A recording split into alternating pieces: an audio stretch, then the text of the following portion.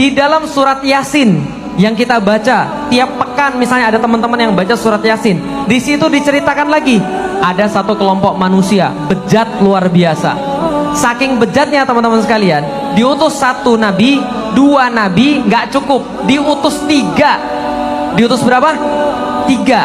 Padahal pas Fir'aun jahat banget itu, tahu Fir'aun teman-teman sekalian? Tahu. Fir'aun itu diutus berapa nabi ke situ? Dua, Musa, Harun. Tapi ini saking bejatnya, nggak diutus satu nabi, dua nabi, tiga nabi diutus pada kaum tadi, untuk supaya mereka bertaubat dan kembali kepada Allah. Ini nabi tiga diutus pada orang-orang ini nggak ngaruh sama sekali. Omongannya mentah, omongannya nggak didengerin sama sekali, nggak direken pokoknya, malah dibully, malah diolok-olok. Mereka bilang, nabi tiga ini pergi aja lah, bawa sial aja. Kamu itu datang kepada kami bawa sial, tahu nggak? Sebelum kamu datang kami panen banyak, sebelum kamu datang kami kalau mancing banyak, pas kamu datang sial, kami nggak punya ikan lagi, kami nggak punya bahan pertanian lagi, gara-gara kalian datang. Kalau zaman sekarang kalian itu pergi aja lah. Kenapa? Kalian tuh radikal, ekstremis, intoleran, anti NKRI, anti Pancasila, paham tuh sekalian? Nah, semuanya begitu terjadi.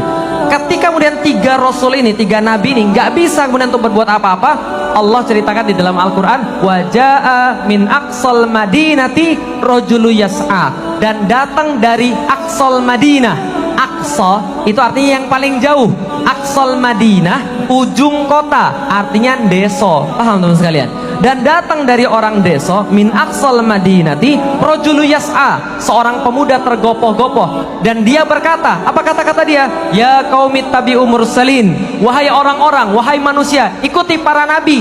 Lalu kemudian dia mengatakan segala sesuatu yang kemudian dikatakan oleh para nabi. Dia cuma ngulangin yang nabi ngomong, dibahasakan dengan bahasa anak muda.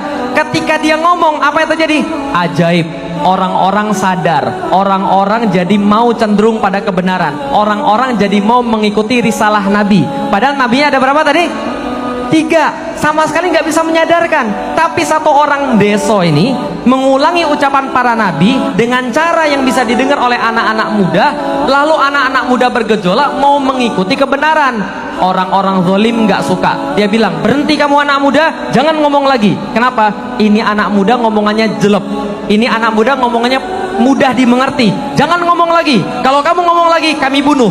Malah pemuda tadi berkata, saksikan para nabi, aku beriman pada Tuhan yang kalian sembah. Maka setelah itu dia ditarik di jalan, diinjek-injek perutnya, sampai menurut Ibnu Katsir, perutnya itu kemudian ususnya keluar lewat anus.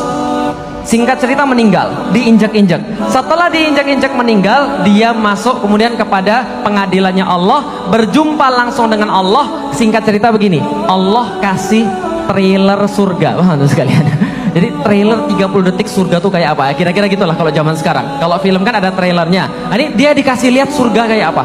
Ini tempat tinggalmu nanti, ini sudah kemudian kenikmatan yang Allah sediakan bagi kamu, ini ampunan-ampunan yang sudah Allah sediakan bagi kamu. Lalu kemudian Allah tanya sama dia, kira-kira nak, kamu pengen apa lagi? Kamu perlu apa lagi setelah semua yang saya kasih kepada kamu tadi? Lalu dia bilang sama Allah, ya Allah, saya boleh minta sesuatu ya Allah. Minta apa lagi? Coba lihat baik-baik. Ini keanehan. Orang kalau sudah mati, ngelihat surga, gak pengen lagi kemudian apapun juga. Bahkan gak pengen ketemu keluarganya lagi, bahkan gak pengen kemudian dunia lagi. Ketika ini orang ditanya, kamu mau apa lagi selain surga dan ampunan yang saya ceritakan, yang sudah saya kemudian kasih lihat tadi? Dia bilang ini, ya Allah, boleh nggak saya balik lagi ke balik lagi ke dunia? Boleh nggak saya balik lagi ke dunia?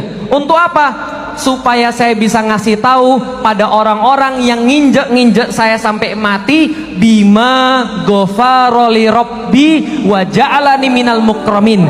Karena apa aku bisa mendapatkan ampunanmu ya Allah, dan engkau jadikan aku mulia banget bisa dapat surga. Coba lihat, ini orang gak punya ilmu, gak punya apa-apa, cuma ngulangi ucapan para nabi, cuma sharing. Kalau zaman sekarang sharing, kemudian WhatsApp dakwah yang baik, cuma reshare, regram yang bagus, cuma YouTube kemudian di like, di share pada orang lain, dia dapat ampunan Allah dan dia dapat kemudian kemuliaan daripada Allah. Kenapa? Suka sharing dakwah, suka kemudian untuk mempermudah dakwah, bikinin panggung buat para asatidz, nyiapin kemudian sound system yang bagus, nyuting, dengerin dan segala macam. Itu sudah termasuk bagian daripada dakwah. Orang ini dapat pahala luar biasa dan para nabi iri dengan anak muda ini.